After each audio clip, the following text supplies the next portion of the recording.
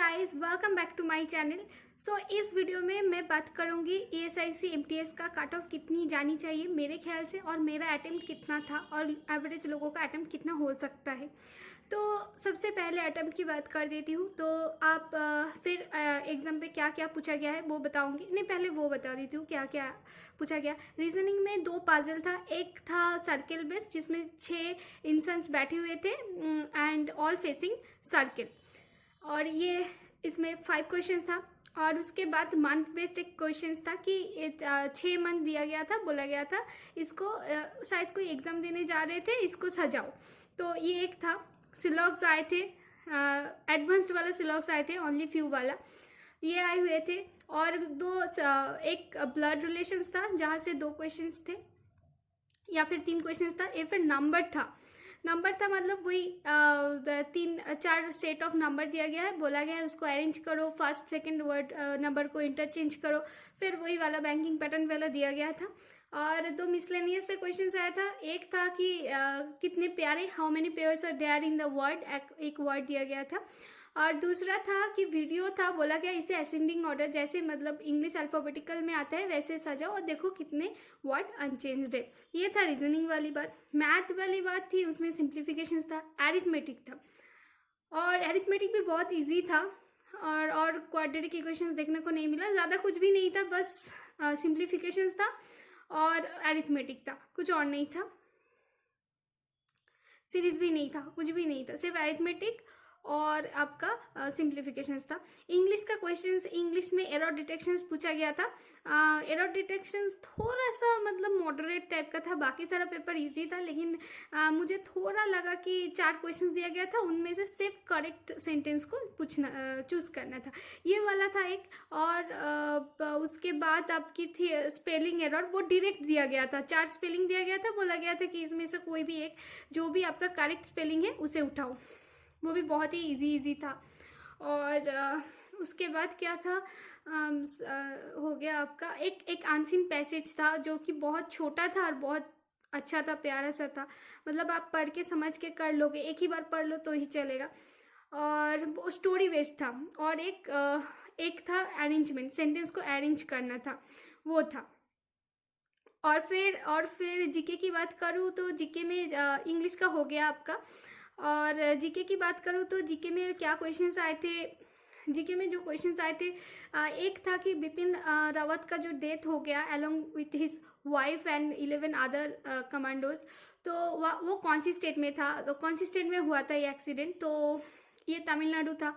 और फिर वो जो अशोक का जो एम्ब्लेम होता है, जो नेशनल एम्ब्लेम होता है, उनमें कितने लायन है, how many lions are there, वो चार्ट था, वो हो गया। भाखड़ा नंगल कौन सी रिवर के ऊपर है, वो हो गया सतलेज आपका, वो भी आया था। और हीराकुद डैम कौन सी स्टेट में है, आए थे। और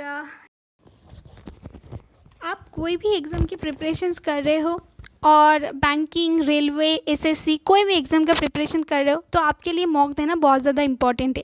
स्पेशली अगर आप बैंकिंग की प्रिपरेशन कर रहे हो तो बहुत ज़्यादा इंपॉर्टेंट है मॉक देना, क्योंकि इसमें स्पीड और एक्यूरेसी मैटर करता है। इससे आपका जो वीक पॉइंट है वो आप रिकॉग्नाइज करोगे, उसके ऊपर कम कर पाओगे। तो अगर आपको मॉक टेस्ट परचेस करना है तो आप टेक्स्ट बुक से परचेस कर सकते हो। अगर आपने परचेस करना है, मन बना लिया है, तो आप MAS कोड को यूज़ कर सकते हो, जो कि और ये सुनहरा मौका आपको 18 मंथ का टेक्स्ट बुक दे रहे हैं। और MAS कोड को यूज़ करने पर आपको 39 रुपीज़ ऑफ मिल जाएगा।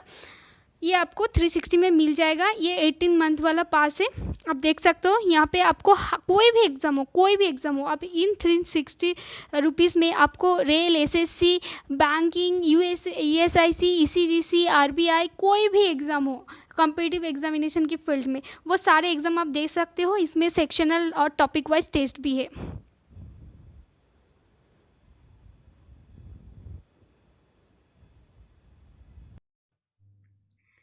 फिर क्वेश्चंस आए थे कुछ ऐसा कि सुनील छेत्री जो है वो कौन सी गेम के साथ एसोसिएटेड है। फिर एक क्वेश्चंस आए हुए थे, दीपिका पादुकोण के जो फादर है प्रकाश पादुकोण, वो कौन सी प्ले गेम के साथ और स्पोर्ट्स के साथ एसोसिएटेड है। कुछ करंट अफेयर से एक भी क्वेश्चंस नहीं आए थे सिवाय बिपिन रावत की डेथ कौन सी जगह पे हुआ था। मुझे लगता है कि सिर्फ यही करंट अफेयर से आए थे और कुछ भी करंट अफेयर से नहीं आए हुए थे। और था, बताती हूँ, रुको। वो स्तूपा है, सांची स्तूपा, वो कौन सी स्टेट में है। कुंदाकुलम न्यूक्लियर पावर प्लांट कौन सी स्टेट पे है, तमिलनाडु। ये था। और मुझे कुछ याद नहीं आ रहा है, अगर आएगा तो मैं कमेंट सेक्शन पे पिन कर दूंगी, आप देख लेना।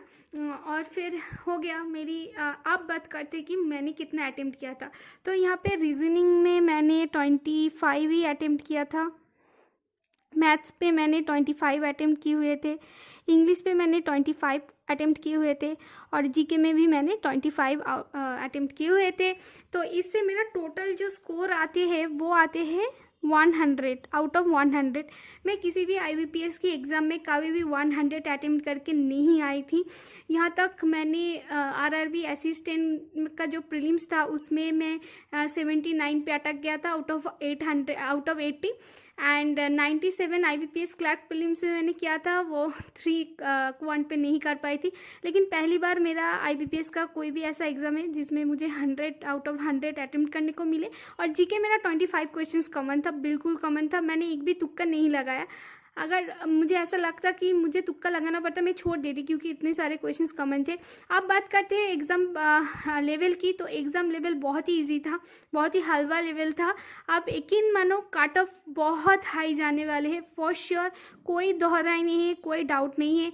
अब मैं सारे स्टेट का तो नहीं बता पाऊँगी, लेकिन मैं वेस्ट बंगाल का बताऊँगी। तो UR के लिए कट ऑफ 95 प्लस रहेगा। आप, ये मैं फर्स्ट शिफ्ट की बात कर रही हूँ, मेरे फर्स्ट शिफ्ट में एग्ज़ाम थे। लेकिन हो सकता है कि इसके बाद वाला शिफ्ट थोड़ा टफ हो जाए, तो फिर आपका जो नॉर्मलाइजेशन होगा, अगर आपने एक्यूरेसी मेंटेन की, या फिर मान लो जीके इतना टफ आ गया, तो एक प्रॉब्लम हो सकता है, होगा तो कुछ प्रॉब्लम नहीं होगा, उसमें से आपका मार्क्स को इंक्रीज कर दिया जाएगा।